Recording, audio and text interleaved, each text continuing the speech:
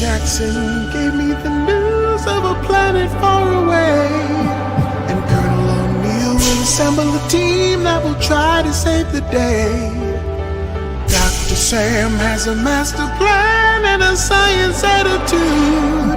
And the job for Teal, he's part of the deal with his trusty Goa'uld. It's just a regular day at Stargate Command, and it might be hard to understand. Chevron 1 encoded. Chevron 2 encoded. Chevron 3 encoded. Chevron 4 encoded. Oh god, this is gonna happen. Chevron 5 encoded. Chevron 6 encoded.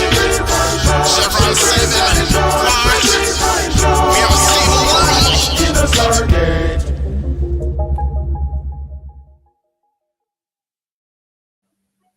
Welcome to the shit show.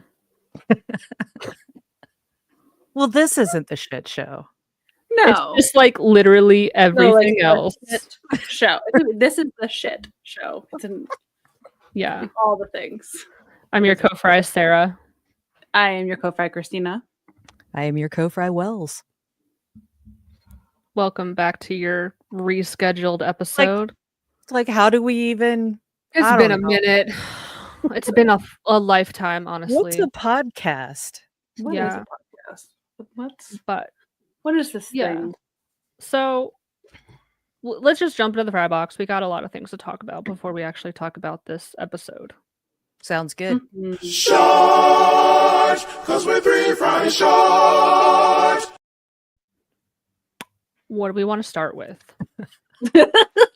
This is an XL fry, and honestly, it's one of those fry boxes that have been kind of sitting around for a while, and the fries kind of taste like shit. So Yeah, a little bit stale, soggy, and all the things, but Oh my gosh, it's so true. It's so true. mm-hmm. I'll start at the top of that. I think we start there first, and then we kind of go into the fun everything else. stuff. Yeah. All right, let's get through these lost under the car seat French fries. Yeah. Which one do you want me to take? You want me to? You just do. Sure, You yeah. got Okay. that. You got Okay. the big one. Was that the first one? No. Which one's the the big second one? one. Oh yeah, I'll take care of the second one. Sorry. Yeah, The let's big just start off with that one and go from there.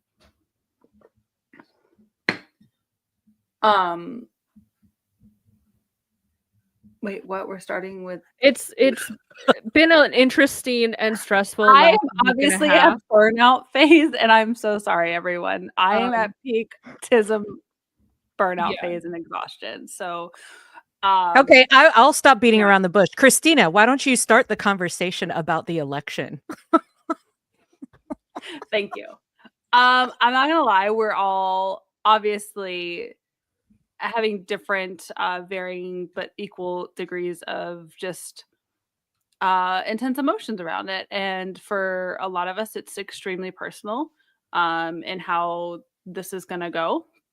And I'm not gonna sugarcoat my feelings. If you guys are around this long, you know how we feel. Like we collectively, like I think we all agree, we can have a very big difference in opinion. We can have a difference in political, social economics, all that thing, but we cannot have a difference in morality.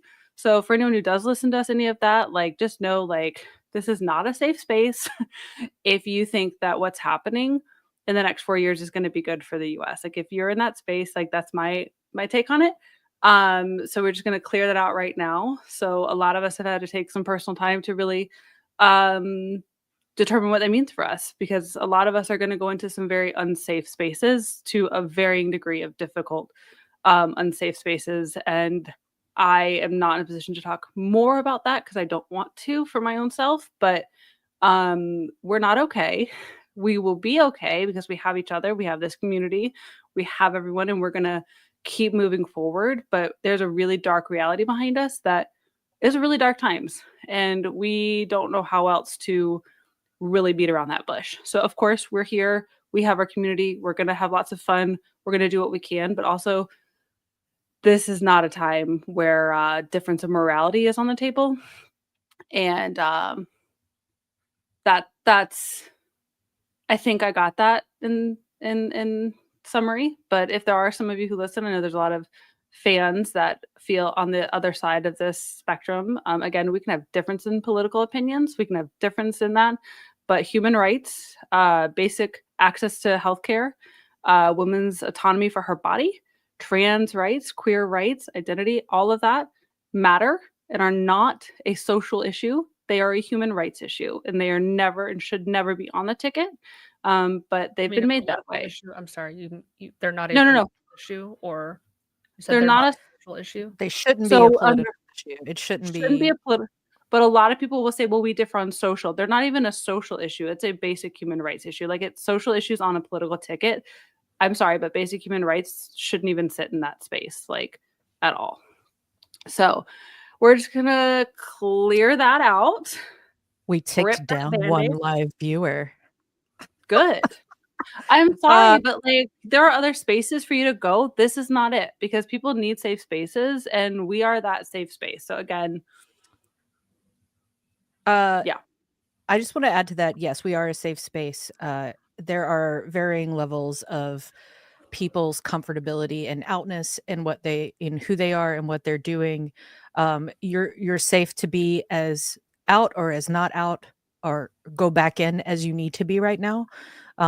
If you have any issues, if you have any questions, you have no one else to turn to, you can reach out to us. Absolutely. Not everybody is in a place of being able to comfortably just hide for the next 4 years. So I personally have made the decision to not even try to hide and stay in South Carolina for now. But that is not what everybody can do. So please, like, if you are at all concerned about your safety or anything, do what you need to do, and also reach out, because community Yep. is the literal most community building is the best thing that we can do right now. So Correct. we're here for you to be some sort of community for you if you need it. And we'll keep whatever you need to keep in trust, basically. But yeah, that's that. I just wanted to add that. I see a lot of people talking about, Oh, I think it's oh, great. hide, oh, don't hide, do this and that. And there's the people No. that can't, there's the people that can't. And it's like everyone is able to make their own decision and should make their own decision. Agreed. There's a lot of that infighting sort of thing I've noticed on TikTok recently. And I'm like, whoa, this is And individually your choice to do whatever you need to do. So yes, and for those, if like you are toying with feeling bad or feeling guilty, if you feel like you need to make a choice for yourself to leave or to go somewhere different, by all means, again, if you are someone inside, like, we're not the like answer or experts, but some of us or within our communities may be exploring options and could help point directionally some spaces. But that's where we're at. We're in this together, and our community is better because we are transparent about it. That, like, we are in varying degrees of not okay.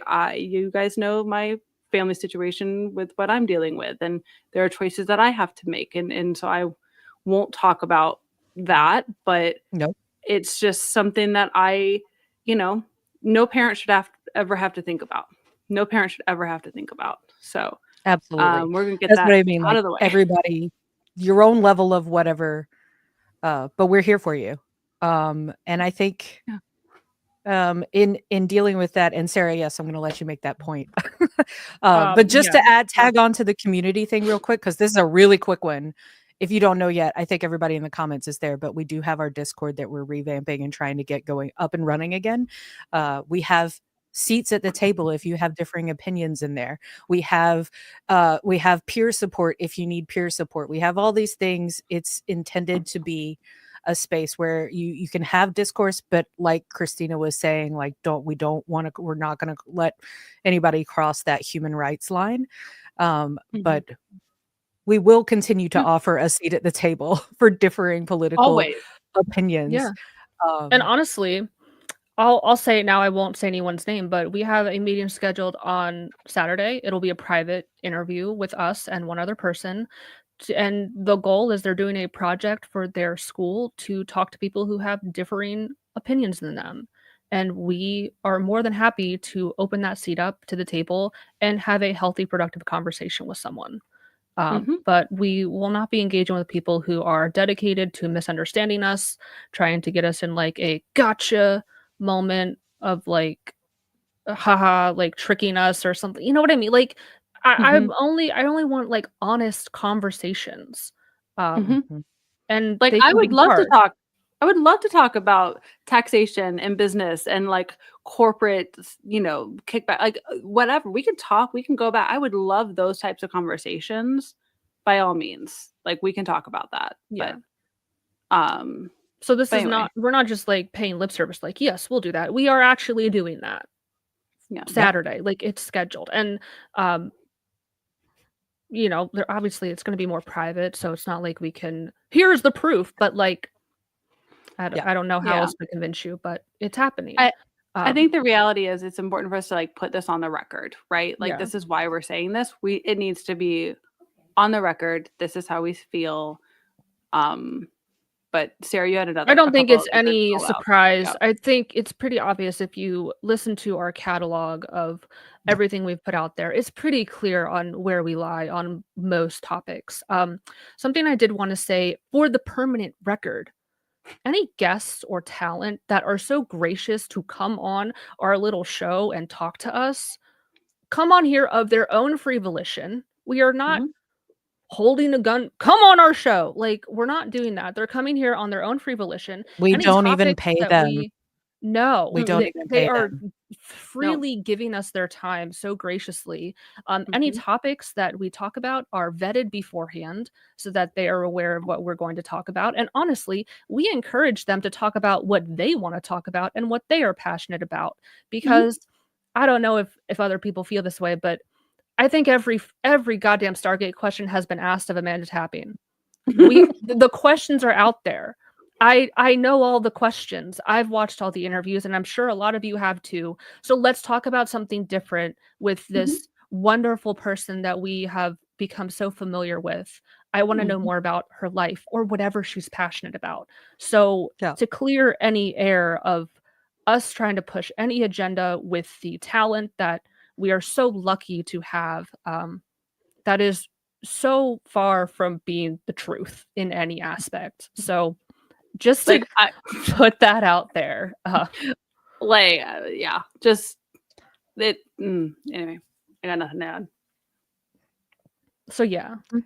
that's Yeah. the crusty the under hearts. the car seat fry that we had to kind of We had to just get that out. force out of the way. This has been festering, not festering, but I think we've just needed to have these discussions and just kind of level set because we are very lucky. We've been very fortunate.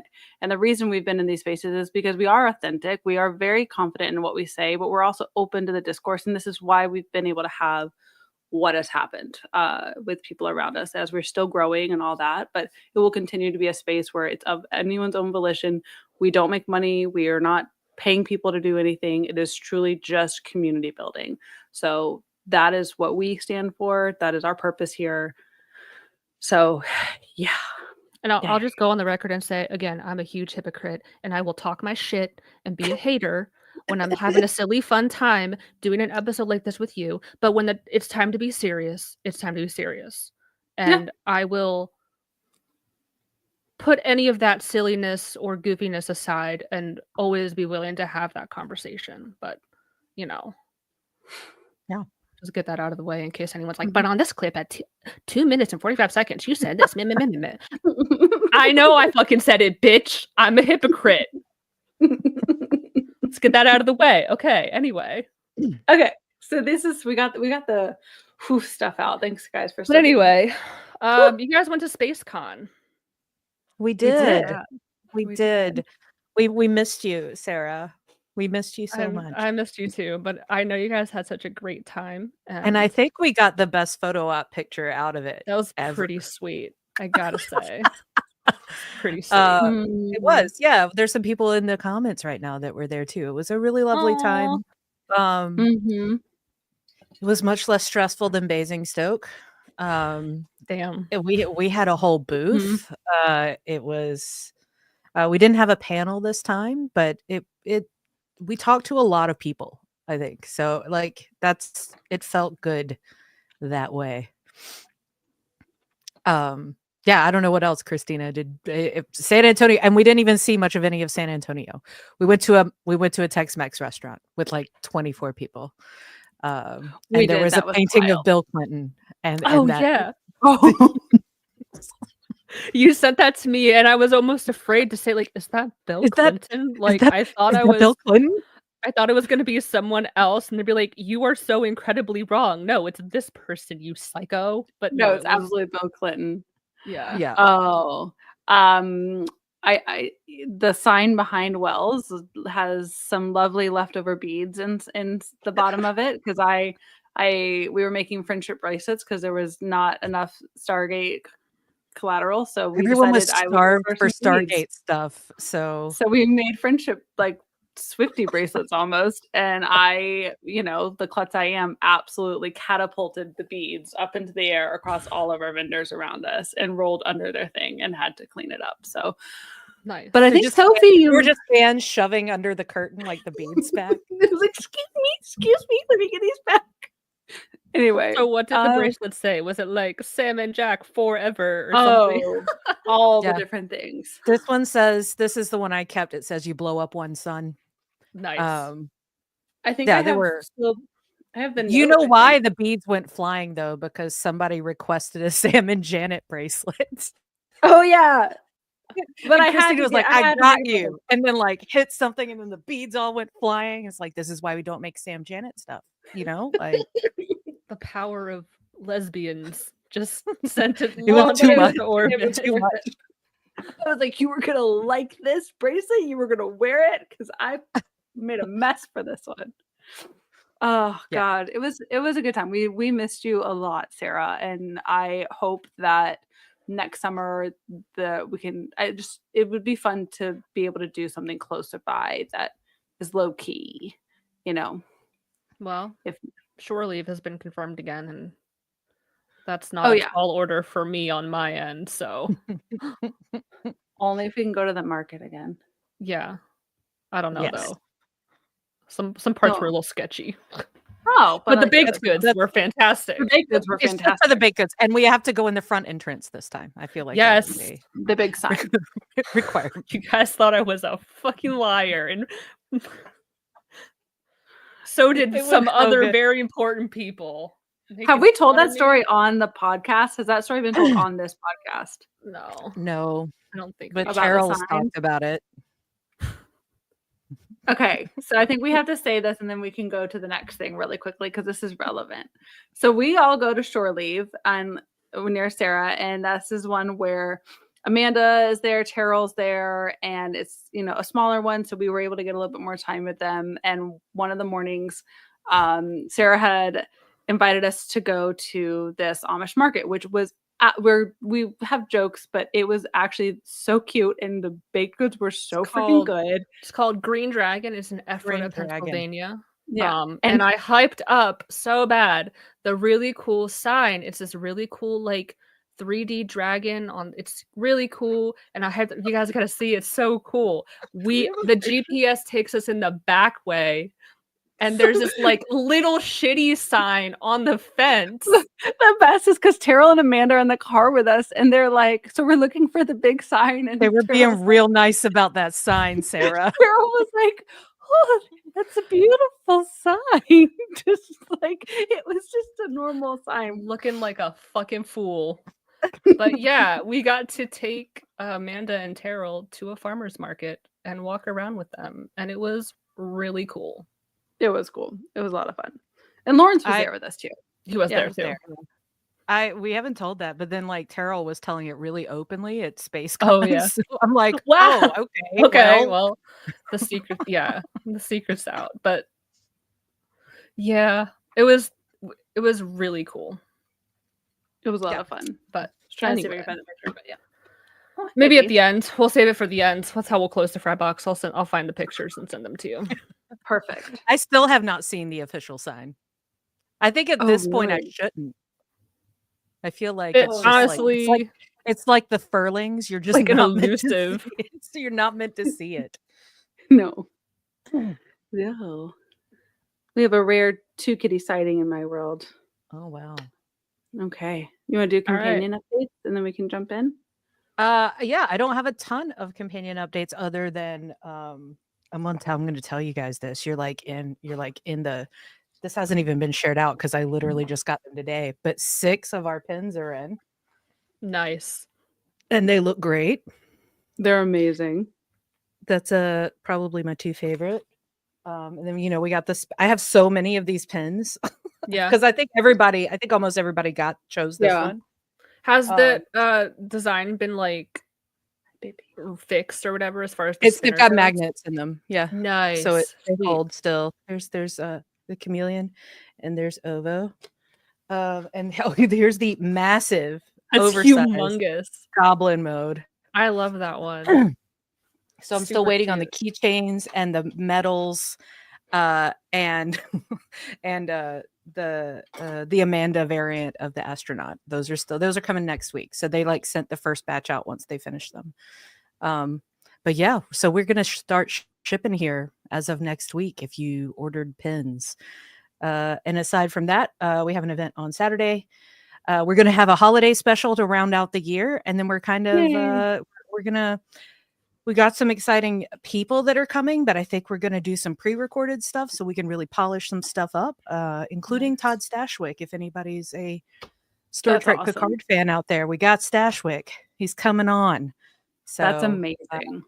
yeah, we're really excited. We're going to talk D&D, tabletop, mental health, all of his history behind all of that, including quitting D&D during the satanic panic of the 80s. I think it's going to be a really cool chat. Ooh, yeah. I'm here for that. Yeah. So that's what we got going on, but all that'll happen in the new year. There's some other super, super, super exciting things that these two kind of know about that I can't talk about yet. Secret. That are really, really exciting that I can't wait to tell people once we lock some more things down. So Yeah. that's my really quick companion update. Companion burger. Discord. Oh yeah. Refurbish, Oh yeah. refresh, I dropped rebrand. yeah. So we're trying to refresh it. We're trying to put our money where our mouth is or whatever. We want people to be in there for a safe space, be able to debate with us if they want to. I dropped it in the chat earlier. So if people scroll up, you can find the link to our Discord. Yeah. And we can put it in the summary later, right? On YouTube. Yeah. And then it's if you follow, I think it's in my TikTok link in bio, at least at the top of mine. But yeah. So we will hang out. Yeah. We've gained one since we've been talking. So yeah. Oh, yay. It's probably Sandra. Thanks, Sandra. Yeah, it's Sandra. Sandra. Put a guess out there. Awesome. Okay. That was a big beefy one. We got that all out of the way. But we have a nice fun jaunt of an episode. So Yeah. I think it was a good episode to have a beefy fry box for. Yeah. This is kind of a nothing burger. I'm not going to lie. So we're talking about season 4, episode 12, Tangent, or as well said, it should have been called The Point of No Return. Honestly, I get the title Tangent. I don't get the title Point of No Return for that episode. Correct. I don't and the get fact it. that they're right next to each other. Do you know how many times I've wanted to watch Tangent and I've accidentally clicked on Point of No Return? Yeah. I don't understand what that title means. Yeah. If someone smarter than me knows, explain it, because I don't get it. Yeah. So what are your overall thoughts on this episode? It was kind of just like a problem solving, we gotta do the thing episode, and there was one little thing I could probably make something out of, but other than that, it's I think it's I call it, like I said in our chat earlier, it's like the Apollo 13 episode. It's that everybody has the adrift in space trope episode. And I really enjoy this one. I like some of the science they highlight in this, including the fact that it takes longer and longer for them to talk back and forth. And yeah, there's some hilarious lines in it. It's just, solid episode, I think. It also, so the scene, the whole premise of the episode hit our top 10, the companions' top 10 Stargate moments that changed everything. And by was changing everything, meaning something got added, something was said, the universe was expanded in some way. That first moment that something like that happened, and the X301 really was like, it was a huge step forward with things. So I love it when they do that. I love it when the universe just like things get a little bigger. Yeah. But that was my only comment I was going to say is I appreciate it for like, you have a better word for it. Mine was just like a stepping stone or like a branch. Like I appreciate that it gave us another path. And I also appreciate that it wasn't like a perfect path. Like we fucked up, like we missed something. And, you know, like, so I enjoyed it for that. But it was a really witty episode. Like the dialogues are just comical and they're entertaining. So I liked that about it. It seemed effortless, but also like critical. So Yeah. I'm looking forward to just getting through some of the like dialogue of it, and just the writing was pretty solid. Yeah. So our episode opens on a runway, and SG-1 minus Teal'c are waiting. They're waiting for Teal'c to make a big entrance as a 3-star General Verdine. I think that's how. Madreen, that's right. Pulls up with General Hammond. He looked very familiar to me, so I did the whole IMDb thing. He was Mr. X in the X-Files. He was one of Mulder's like deep throat connections. So we also see Bestie Major Davis making a reappearance. We love when he shows up.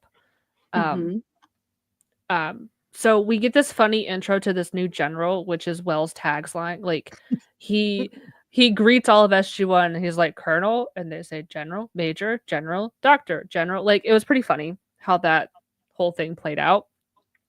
Jack does try to make a joke. I think Vadreen was like, Hammond has told me nothing but good things about you.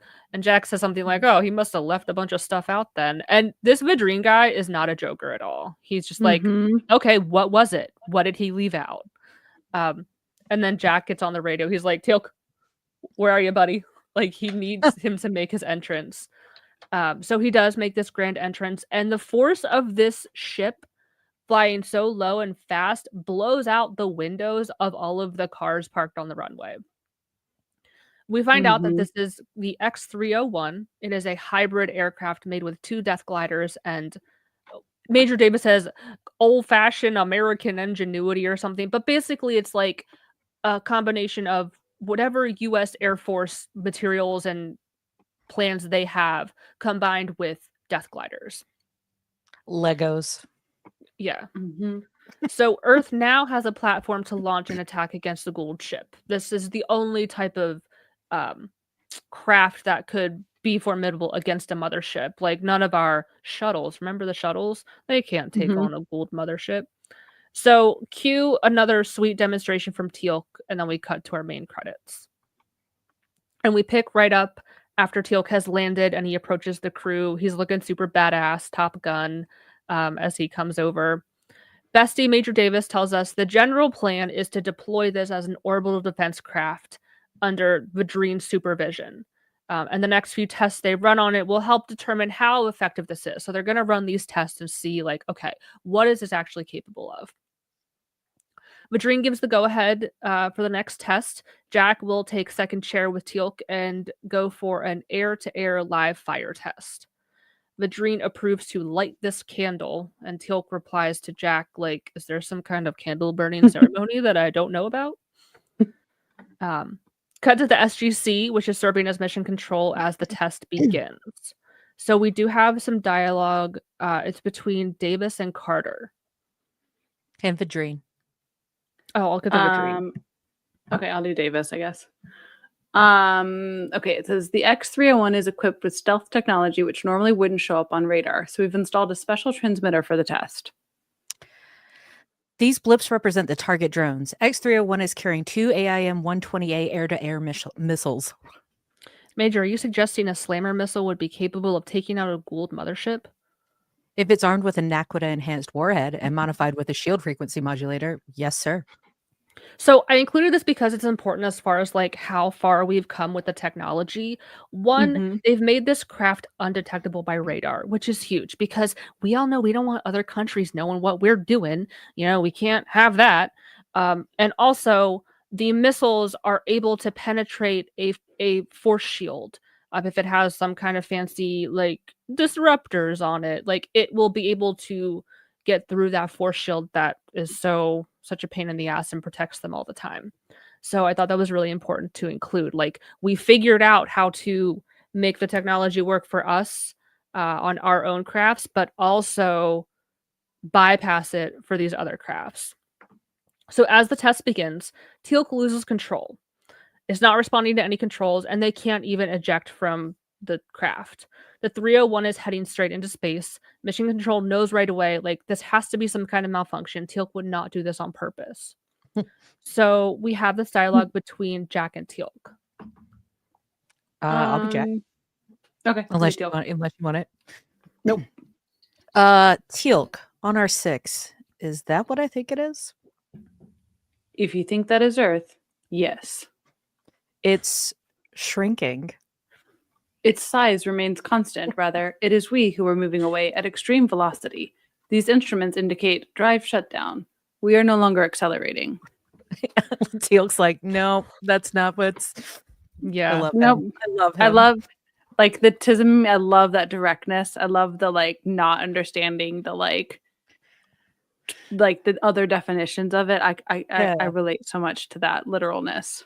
A little bit of foreshadowing with that, though. It feels Mhm. like Teal'c grows in understanding throughout this episode a little bit, and we'll get to like the later parts. But it's like, I guess getting trapped in the cockpit with O'Neill for 24 hours is what he needed to be like, oh, I'm starting to get it now. Like, Yeah.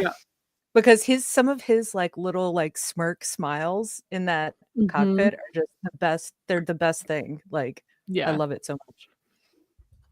So the drive shuts down. So at least they're not accelerating. But we do find out, I'll wait and then I'll bring it up. It's like 2 paragraphs down. And Teal'c attempts to reboot, and we hear Apophysis' voice over like a loudspeaker or whatever. And it says, Sholva. So all those who would turn against their god know this. For your insolence you will die in the cold of space. What is rightfully mine will now return to me. So there was some kind of like, I don't know, malware implanted on parts of the Death Glider. So the SGC is trying to contact security, like go old version. But like, how realistic is it that Apophis is like, I'm going to put this on every ship because I think this is what Teal'c's going to do. I thought he purposefully like let those gliders, like gave those gliders up. He planted it as like a bug of like, oh yeah, these guys will get captured on purpose or whatever. So that exact thing would happen. I just think he's another boss with an unrealistic rollout expectation. Oh, we know nothing of those. No, nothing. Nothing at all. No. Okay, he's like, I need this done, and I need it done in 2 weeks. But he can be like, or I'll kill you. That's a triggering timeline to me right now, my friend. That's a triggering timeline. I'm just, anyway, you're the Jaffa on the ship that's just like talking on the water cooler. Like, can you believe this bitch? He's gonna kill me. God. One little sidestep. When my boss called me today, sorry, one small tangent. But when my boss messaged me and my counterpart today, I was like, do you guys have time for a minute? My counterpart's like, how much you want to bet? And like, we hop on a call, and my boss, millennial boss, I love her. She's literally just like, so it wasn't me, but hiding. She's like, so, and we're like, I'm like, what are the dates and when does it have to happen? And she's like, Anyway, so yes, I'm feeling that's a very triggering timeline. I think there's a comic strip series in like Jaffa water cooler. Like, yeah, I think that should happen. Somebody out there make it happen. Yes, you can have the idea for free if you make it happen. Yeah, share it with us. So, sorry, keep going. Anyway, the SGC is trying to contact the 301, but no luck. In the meantime, Daniel's going to reach out to our Earth allies capable of space flight. Davis says they're going 1,000,000 miles per hour, and he didn't say this like as a joke, like, oh, they must be going 1,000,000 miles. Like, he said it in all seriousness. So they're no longer accelerating, but they're still going literally a million miles per hour, very fast. Mhm. Vadreen is going to go back to the Pentagon to see what he can do from there. So he's like, all right, I'm done here. Bye, bitches. That means he's just like, It's like, figure it Y'all have- out. I don't want to hear from you until this is figured out. Correct. Yeah. Yep. Don't call me. Don't call me. And I won't call you. So Sam has an idea, and just then we get the message from Jack. It takes about 3 minutes for the radio signal to go back and forth. So there's some dialogue between Jack and Teal'c as Yep. they're kind of going over like what the scoop is. Let's do this. Cool. How are we on consumables? We have sufficient power and life support for several days. Several days? Well, that's something. How long will this thing take to get wherever it's going? Assuming this device is programmed to return to Apophyse's homeworld, several hundred years. Several hundred? Years. Yeah, just let me do the math on that here. Carry the 4. The installation of this device was clearly the result of my betrayal of Apophis. Before I became Shulva, such a device would have been unnecessary. So, I am indirectly responsible, O'Neill. oh, stop it. We'll be fine.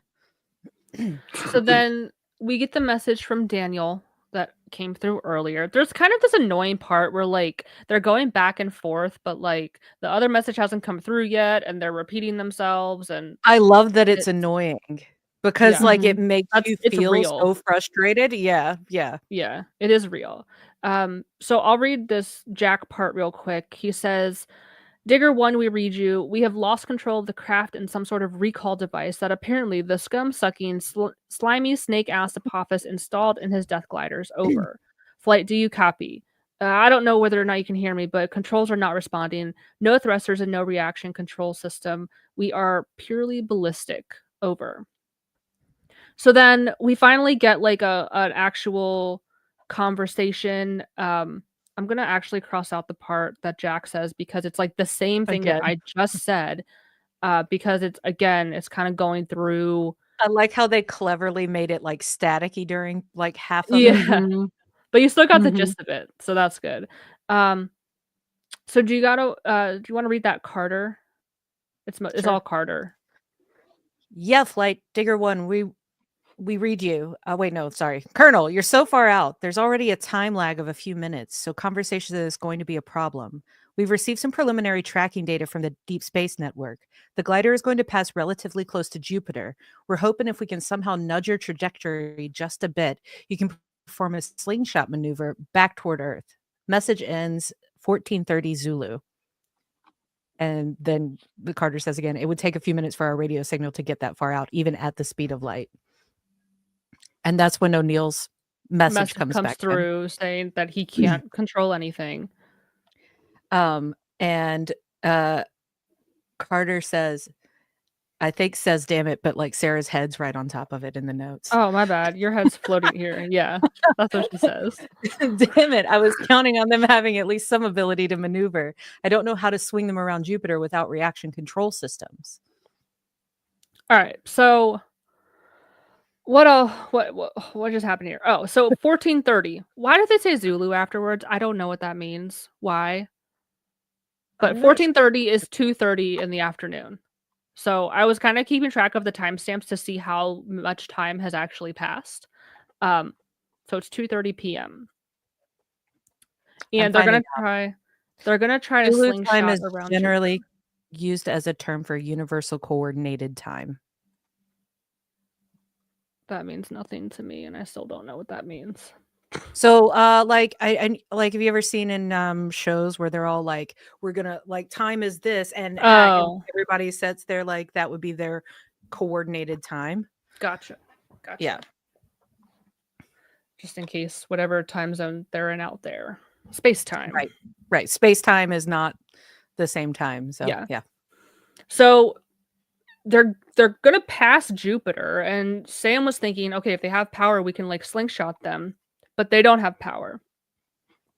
But then Jack has the idea to use the weapon system they installed using the missiles to give them the thrust they need, because this is an independent system that is not Death Glider technology, so they still should be able to have control over it. Bestie Major Davis can override the controls so that the rockets stay attached and give them the thrust instead of just like shooting off. So he's going to give them those instructions, but it's got to be precise. If they wait too long, they miss their chance. But if the calculations are wrong, they crash into Jupiter. And Sam and Major Davis were kind of like having this back and forth, but our girl stood her ground.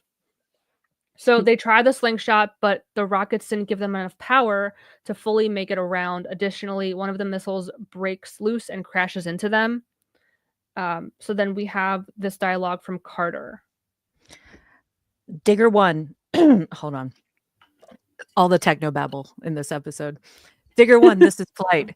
We have no joy on the burn. I'm sorry, Colonel, but the missiles just didn't have enough thrust. Your current trajectory takes you out of the solar system and towards the Oort cloud, which you should reach in a few months. We're all still thinking down here, so don't give up. 1813 Zulu. So it is now 6:13 p.m. for all of us people who don't know military time, which is me. I had to like do the math on that. Oh, Sarah. I hate it. I've used it for years because of EMS, and I still use it because of that. But I still sometimes I'm like, "Ugh." When my brain gets tired, I'm like, 16 carry the 4. You Right. know? Yeah. So that took like 4 hours to like between the last time they talked and then now.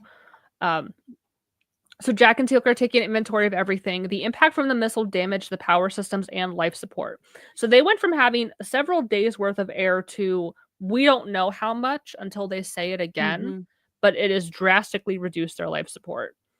Before this, Teal'c mentioned, I just said that, but yeah, in the briefing room, they go over their options. Maybe there's a way they could disconnect or override what happened that locked them in there in the first place. Sam disagrees with that. She's like, let's not fuck around with it. It's only gonna probably like make it worse if we try and mess around with that. We have to like make the best of this, maximize life support, and figure out another solution. Davis also suggests ways to scrub CO2, but oxygen and power are going to be a problem, and it's going to get cold up there. So that's another thing too. They are in space. They're still in our solar system, so they're still in proximity to our sun, but I looked up like how cold space gets, and it gets to be like minus 400 degrees Fahrenheit, like basically absolute zero, which is incredibly cold. But they're still in our solar system, so I don't know how cold it actually is. Daniel checks in. The Tolan are useless, per the norm, and they're a year out. Anise, with the Tok'ra, told them they have a scout ship within a day's travel of Earth, but they're on a covert mission on a Gould world, and the High Council doesn't want to risk exposing themselves. I don't know if they reach out to the Asgard. I feel like that would have been their best bet to start with. Maybe they were busy and had to leave a message. But those were the two people they mentioned. Anise is hoping, or the Tok'ra rather, altogether are hoping their operative completes the mission first, and then we'll be able to go scoop up Jack and Teal'c. Anise didn't give much details, but she didn't want to jeopardize the life of a Tok'ra important to both of us. So she was kind of like giving them clues, like, okay, they're on a planet that's a day out, and it's Gould, there's Gould there, and then like just one, and they're important to both of us. Yeah. Wink, So wink. yeah, wink, wink. So Sam takes the hint and runs with it, using those details to figure out which planet fits that criteria. It's like, okay, it's Gould inhabited. It's within a day's travel from Earth via ship. And it sounds like we know who this Tok'ra is. Back with Jack and Teal'c, they are eliminating all non-essential power functions. It's almost 8 p.m. at this point. And again, this whole thing started at 2:30. So time's a burden. Bro, my legs, I need to stretch so bad. I'd be like, I really want to fucking stand up. Also, I probably have to take a huge shit. Like, bro, this sucks. Yeah. So they get a message from Daniel telling them the new plan with the Tok'ra ship, and don't try messing with the ship to disable the recall device. Because Jack's probably, like, he's itching to do something. He's just sitting there, and I get that. Like, he doesn't even have an iPhone to play a fucking game on. Like, Yeah. they're literally just sitting there being like, well, we're doomed. Looking into the darkness of space. They shut off all of the lights, too. So I know we can still see their faces and shit, but if it was reality, it would be like pure darkness. You wouldn't be able to see anything, which would be pretty scary. Mm-hmm. Back at the SGC, Sam figured out the planet that Tok'ra are talking about based off of what Anise said, and they are kind of assuming it's a Tok'ra that they know. The planet is relatively safe considering it is Gould occupied. SG-14 was there to observe their mining operation not too long ago. So Hammy approves the mission for Sam and Daniel, and Hammy tells Jack and Teal'c that it could take 24 hours. But now we finally get it. According to their life support, they only have enough oxygen for 12 hours. So I want to know, like, what did that missile hit that damaged it so badly where they went from several days to 12 hours? Because they haven't even been in the ship for 12 hours at this point. I don't know. It's just honestly, it's just a plot device. It hit the raise the stakes button. Like, Yeah, that's exactly. like, They just there's nothing Danger. else. exactly. We're in danger. Mhm. So Sam and Daniel arrive on the Gould planet and start scoping the place out, trying to figure out who the operative is. When the rings beam them aboard a ship, and the Tok'ra we find out is Jacob. We kind of already knew, like, Wow. well, if it's not Anise and Martouf is still dead, what other Shocker. Tok'ra could it possibly be? We don't really know any other ones. And his name was in the credits at the beginning. Correct. Yeah. So Carmen. it's a little obvious. They'll give away. So, Yeah. and he's Yep. pissed. He's madder than a hornet. He's like, what the fuck? Like, Wait, let No. us read it. yeah, so go for it. I was improvising, but go for it. Jacob, Carter, and I think that's it. I'll grab There's the one one Daniel. Daniel. Yeah. Yeah. Are Go you be out mad, of your Christy. minds? Don't be mad. No, go be Oh. mad. Yes, do it. Oh, I'm already mad. What the hell? Are you out of your minds? What the hell are you two doing here? We were looking for you. Well, you better have a goddamn good reason, because I was 20 minutes away from detonating a weapons grade shipment of Naquita that would have vaporized a sizable chunk of this planet. Now, if I hadn't spotted you two coming through the Stargate, You saw us? yes, the ship was cloaked. Was being the operative word. Now they know you were here. Colonel O'Neill and Teal'c need your help. What happened? They're stranded in a disabled glider headed into space. This was the only ship within range. Good enough. Let's go. He I was like pissed, that. man.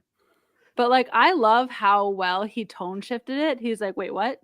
Fine. Yeah, let's go. Let's go. Get Yeah. in the car, kids. And I don't want to hear go. any back talk. Exactly. So Bessie Major Davis breaks the news to Hammy that the Tok'ra ship won't make it in time, and Jack and Teal'c will be dead by the time they get there. So that's that, right? Raise the stakes Yeah. button. Yeah. Mhm. Engaged. So we Alright. get some dialogue between Jack and Teal'c. This- So what do you say we turn up the heat? It's cold in here. I am aware. You know, I've already done that freezing to death thing, and it's just not as enjoyable as it sounds. So if we just consider there's no chance, There is a chance. 24 minus 12. If I place myself in an extremely deep state of Kelnarim, my heart rate will decrease and our oxygen requirement will be lowered considerably. Who will I talk to? There is little to say, O'Neill. We have fought and won many battles together. It has been an honor to serve the Tari by your side. We are brothers. Wow, that's Is there anything you wish to say, O'Neill? what could I possibly say after that? Back at you. If we are to die, we die well. I love this, but who will I talk to? Like, And then but then Teal'c like goes into Kelnarim and Jack's just like, hey, we could do better. Like we could do better. I But love it. it's like that whole thing where it's like, have you ever been so bored? There's nothing good to watch on TV, and it's just like, I guess I'll just go to bed. Like that's kind Oh, of yeah. the vibe of like, Mm-hmm. oh, Teal'c's gonna be sleeping, and I won't have anyone to talk to, so I might as well try and sleep. Mm-hmm. So back on the Toka ship, it's sounding like a clunker. Like they're just in a hoopty driving down the road because Jacob is pushing it at 132% All the speed. dash lights are on. All of them. Yeah. All of them. The All check of engine light is flashing. All of it is on. It's flashing. And he basically is like, hope we don't break apart before we get there. So Selmek comes out and he asks about this recall device, and Sam tells him they had no clue, and Apophis didn't really have the need for one before Teal planted the seeds of rebellion. And Selmek says that they are new even to the Tok'ra, and Sam is annoyed because she's like, well, what the fuck? Why didn't you tell us? Mm-hmm. And then he was like, well, why didn't you tell us you were Frankensteining a ship together? And it's the same reasons as always. It's all political. They're not going to tell them their business. We're not telling anyone our business, and they're not telling them our business or whatever. You know what I mean? But Jacob also questions how they're going to get Jack and Teal'c out of the 301 once they get to them. And Daniel even says something like, we thought you could just beam him up. He's like, what am I, Scotty? Like, Mm-hmm. why can't you? So back with Jack and Teal'c, Jack is like, relaying a message to the SGC. He says, this is Digger 1. It's 10:11 a.m. So 10:11 in the morning. So it's been like the night has passed and the new day has dawned. Teal'c is meditating to conserve oxygen. I'm trying to sleep, but it's hard. CO2 levels are high. Headache is bad. Send aspirin. I estimate 3 hours. This is Digger 1. You know what this just reminded me of, and it's just because the like broken like small sentences. This reminds me of when I was trying to fucking send messages via satellite to you guys during Hurricane Helene, when I was like trying to keep it under my character limits, and I was like, okay, I'll check back in 3 hours. Yeah. Like literally, I was like, I will check back in 3 hours. I got a lot of that. I'll check back in. Yeah. Yep. Yeah. Because I had to. I was like, because you guys couldn't reach me. So I was like, I had to tell you when I would reach back out. That was wild. Anyway. You should have thrown this just Zulu clicked. on the end of those messages. I Then it would have should been have real. next time. Oh, I also liked that thing that Sam said. What did she say? I gotta go back. She said something. I'm like, they're really like giving us the good lingo. We have no joy on the burn. No joy. What does no. that sounded cool. Like, what is Didn't work. No joy. No we joy. have I feel like I've frown. texted you no joy about something before. Yeah. Yeah. Did that thing work? No joy. No joy on the burn. I'm gonna start saying that now. Ironically. Just like how I ironically started saying thoughts and prayers. And now I just say it. Now I'm definitely gonna say it ironically. So we have we're going back to Jacob and the crew on the ship. Oh wait, I gotta go back. No. Back with Yeah, Jacob. there. Yeah. The ship sounds terrible. Sounds But real they're bad going now. They're in a bad part. They're going straight through Gould Town, and Jacob's like, I can't exactly pull over. We're gonna get carjacked, Like, we gotta keep going. And this is where we get the crumb of dialogue that has anything that we could actually talk about in themes and discussion. So do you guys want to read that? And I'll grab the Daniel. Yep. All right. So Jacob says, and what were you thinking anyway? Retrofitting a death glider? You should have known better. The technology you're screwing around with is way over your head. That is the most arrogant. I can't believe that just came out of your mouth. Well, it's the truth. You of all people should know. I'm uniquely qualified to know just how technologically infantile the human race is. Infantile?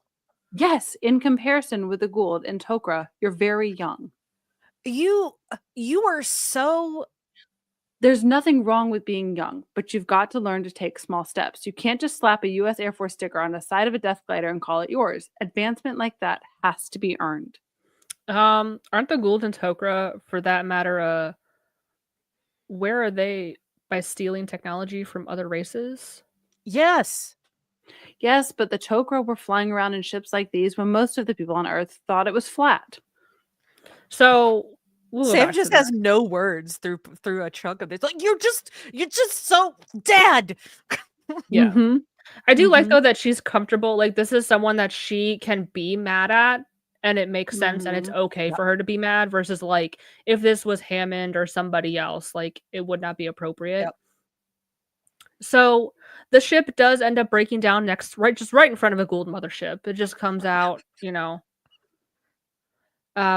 Jacob tells Daniel to stall and speak some Gould gibberish while he and Sam fix the ship. Back at the SGC, Hammy and Davis get Jack's last transmission. It's pretty glum because Davis is like, "Do you want to say it?" He's like, "No, let him have some rest. I don't really have anything to Let him contribute." sleep. Yeah. So Daniel plays improv. He does tell the Gould chip that he's the great and powerful Oz, which there's our Wizard of Oz reference for the season. They fix the ship right on time and escape. It sounded like it was one of Harrower's ships. I did hear Harrower in there, so that's who it was. Right as Hammy is about to send his final death message, he was about to be like, "All right, Bye. one last message. Peace out, girl. Been Sorry." nice serving with you. Yeah. Sam comes on the radio. They finally made it to the right neighborhood and they're ready to pick Jack and Teal'c up. And they're 4 minutes away. So they pull up to 301 to try to make contact. Sam has to yell at him, and Jacob literally has to like bump into him with the ship to wake them up. And Jack He's is like, we didn't come all this way to bring you home in a box. yeah. Like, Mm-hmm. She's still I had pissed to off at fight her with my dad. dad for hours for this. Yeah. He's never Mm-hmm. gonna let me forget this. He's gonna keep rubbing this in. Yep. We messed up his mission and everything. Although he could have easily like blown that shit and got out of Dodge, but I don't know. Yep. So Jack is delusional from the lack of oxygen and he probably thinks he's hallucinating. He's like, "Carter, is that you?" Like 3 minutes after they started talking to begin with. Carter. Sam I love he's still just like Carter.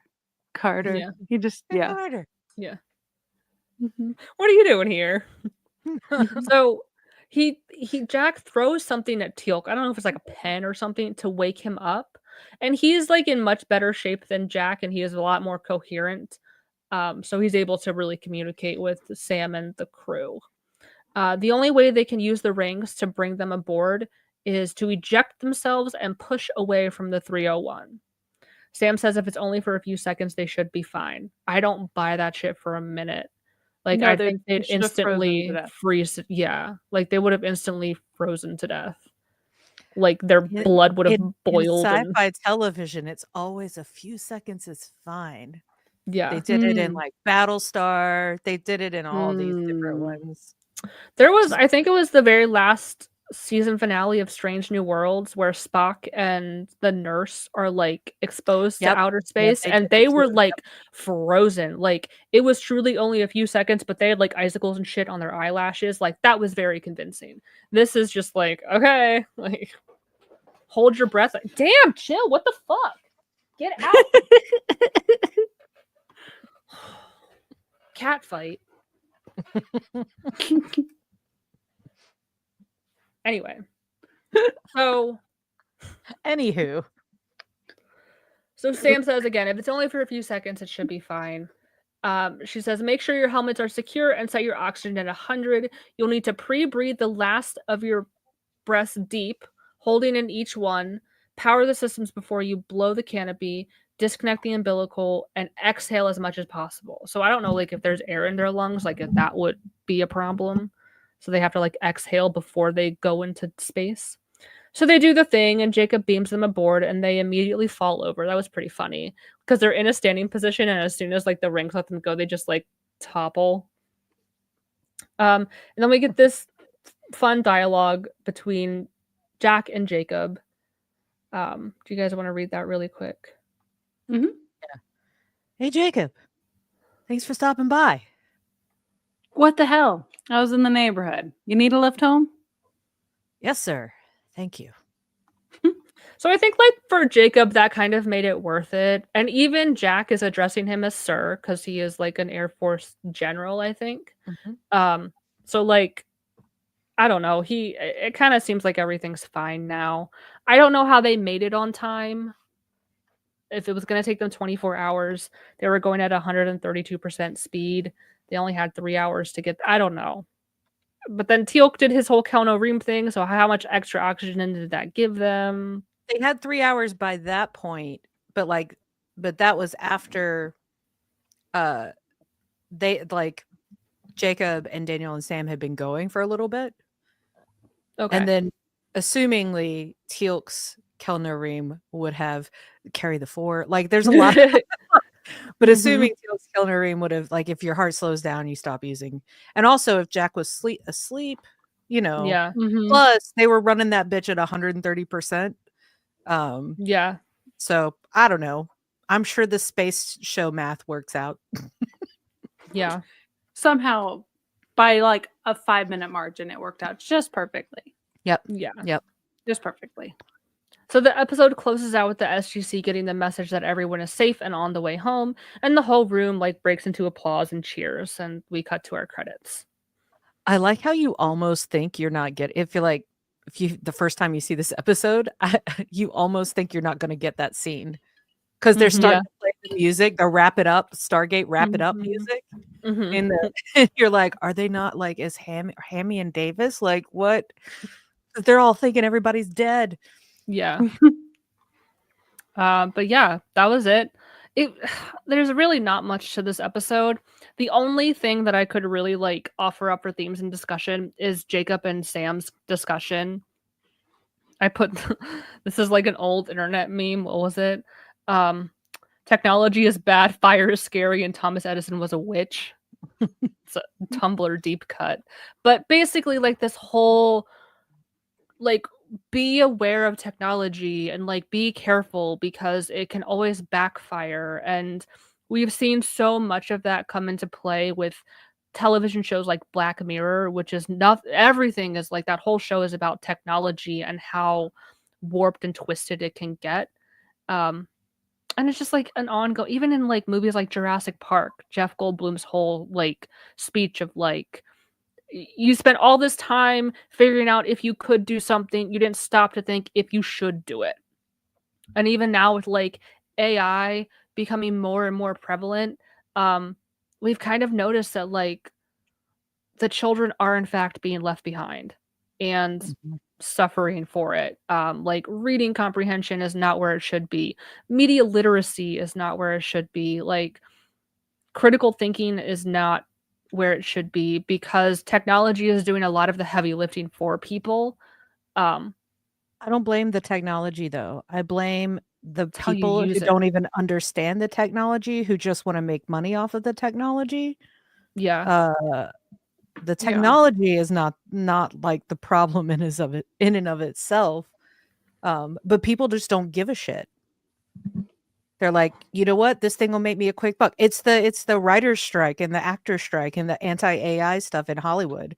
And then finding out that all of the studio heads are like, no, we actually really don't care whether you don't get paid or like what, like they just don't care. So like, oh, they have this tool now that makes it easier. And then even the people I'm sure who make those tools, who created those tools are like, fuck you, that's not what I meant, like it's not what we want to use it for. We want to use it to better mankind, not like push each other down. But Yeah. it's the fucking people at the top. Sorry, I'm Yeah. gonna get real mad in a minute. Get mad. Say it. What's the thing? Get mad. No, that is the thing. Oh, that is the thing. no. It's like, the people that have no understanding of how to use any of this are the ones that are being put in control, and then and then we all suffer because of it, because they really just care about the buck and they don't care about people. This is literally like every assignment to Trump's cabinet that's been announced in the last 4 days or whatever. It's the same shit, Bro. I'm telling you, like, ugh. Yeah. And I mean this is something we could like really get into and I know like listen, I know as a generation millennials get a lot of shit from all goddamn directions, but I feel like on the technology front we are uniquely equipped because technology came around as we were growing up. So we can spot bullshit when we see it. Like, all these like fucking boomers on Facebook that are sharing these AI photos of like children holding puppies on a boat. And it's like, are you an idiot? That is so fucking clearly fake. Like, it looks like an oil painting. And they're like, beautiful picture, thoughts and prayers. And it's like, bro, this is so fake. Like, and it's weird because like I've heard, and I'm not like, this is just all secondhand, like anecdotal, but like the younger generation is not much better off, like Gen Z and Gen Alpha, because they've just had the technology from like the jump, that they know like, oh, press the button, but they don't understand like how it works. Or like we've all have to troubleshoot our shit, and we've had to figure it out, like, when we had these giant PC desktop computers, and we've seen the evolution to like a smartphone. So like, Mhm. I don't know. I feel like, and I've heard a lot of other people say it too, that millennials understand technology in a way that older generations and younger generations necessarily don't understand it. Until But you've had to code your own GeoCities website. You don't get it. yeah, until you have to like use HTML to like redo your Tumblr theme, man.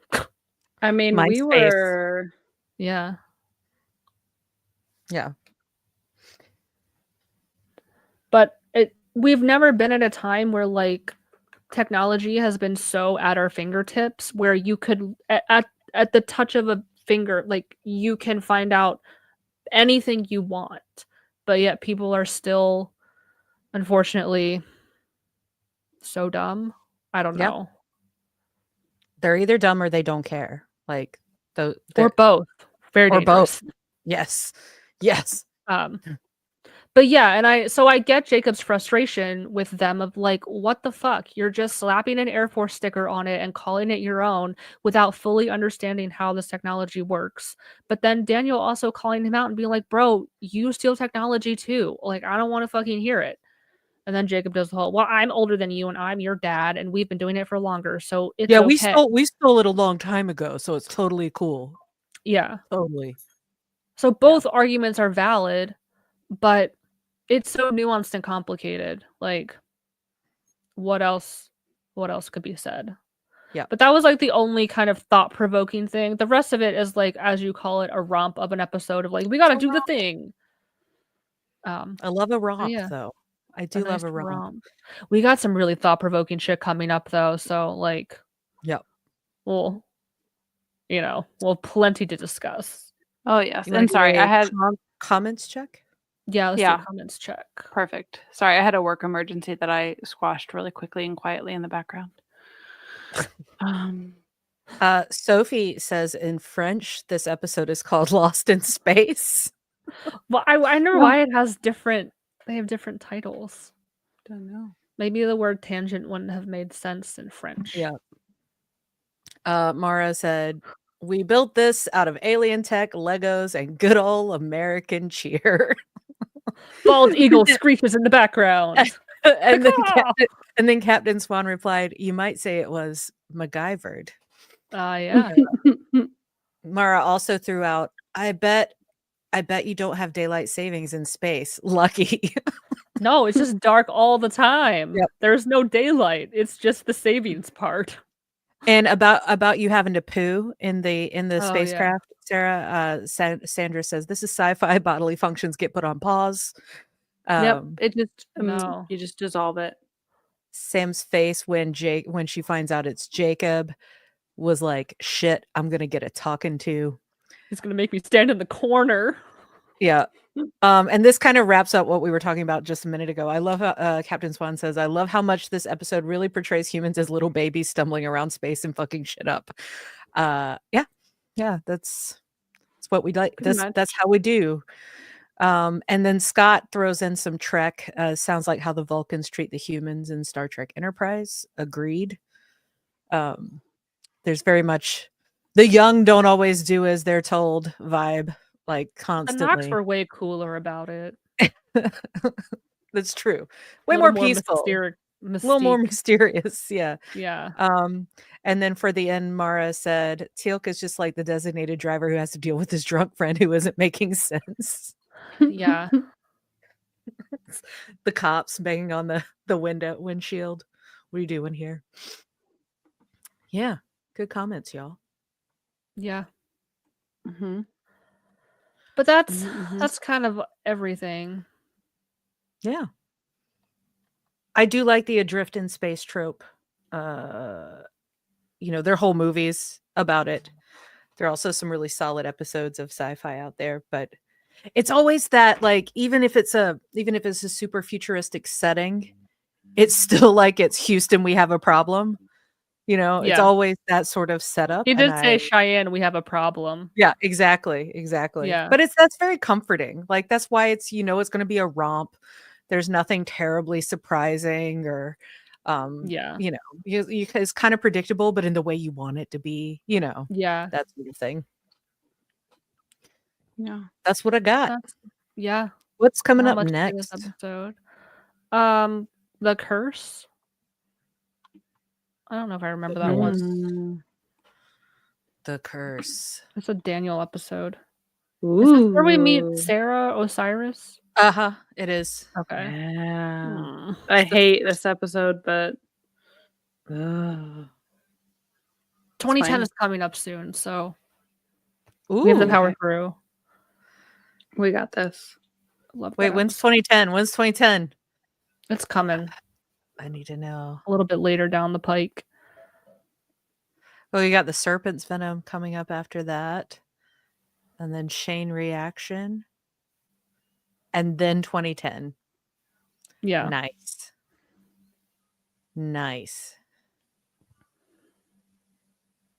I'm excited. All right. Yeah, that's some good ones. Do you Oh, want I to like it. close it out? Yeah. I don't know whose that's turn it. it is. I think Sarah, I think you should close it out by showing us the. Oh, hold on. Let me load it in real quick, and you can give a description to everybody of. And Let's on show your the left real one is first. the green dragon sign. Yeah. Oh my god! No, this sign looks pretty rad, but I never saw it. Not the Never one we saw saw. Don't go in the back entrance, folks. He will Enter be from the main disappointed. road. Oh. All right, show the good one first. I'm working on it. Wait, where's the other one? Hold on. Did you send both of them? I sent a cropped version of the good one, and then the little. Oh, the little one. Yeah. Yeah. Hold on. Y'all just like imagine. So Just give picture me a it. I'm second. hyping up this farmer's market to the Fries and Amanda and Terrell, and I'm like, it's gonna be And so Lawrence. Cool. And Lawrence. It's But gonna are be we so showing the sign we saw first? Or are we showing that one first? No. I'm gonna show the cool one and then the shitty one that you guys actually saw. Yeah, I'm working on it. So just tell the story as I'm pulling this up. So like we followed the GPS because we're coming from this hotel in downtown Lancaster. I'm coming at it from a different direction that I don't normally come at it from. So we did take the GPS and it's taken us all these back ass roads in the middle of bumblefuck nowhere. And we come at it from the back entrance. So the sign that I really wanted them to see was this one. Ready? It's this Ready. one. Mhm. Wow, look at that. It looks like a giant paper mache. It's huge. This is huge. It's like 20 feet up in the air.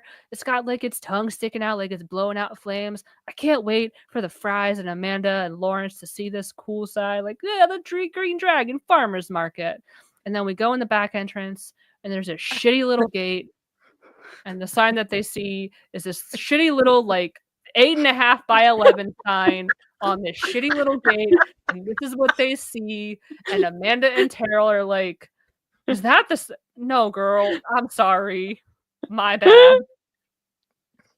They were like, I guess Sarah really wanted us to see this sign for some reason. Like, and I think I said that like the first thing I said when we like met up and we got out of the car. I was like, "Oh no, we went in the back way."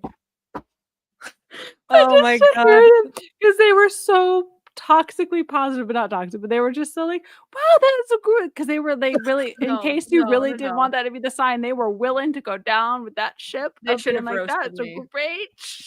They were ready to hype you up. I knew what they were. They were probably ready. like, They were "This being girl." very they were being very, very nice. Like, this is Mara a sign of what's to come. Mara says, "Ooh, so 3D looking." Yeah. No. And it was like a shitty little like 8.5 by 11. It wasn't big at all. Like it was No. Printed just like there no. God, that was so funny. Yeah. Oh God, I think it was that, and then like, and it's so funny because it's such a wonderful market, and there's so many cute things there. But there was just like, it was a perfect storm of just, I think, all our personalities, experiences going in the wrong entrance, and just like, Yeah.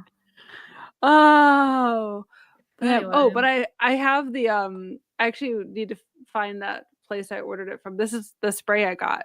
Yeah, I have a from that bottle one in the of shop. 2, Yeah, I found. I love it. I love it. I love it. So yeah. Oh, So it's if so you had fun. to if you had it to do over again, Sarah, so that you can close us out with this, just imagine there's a nice giant iris in front of that 8 by 10 printed out sign. And just as everybody's turning, you'd be like, I'm oh just like, shit. God damn it. Just close the iris. I'm over it. Just close it.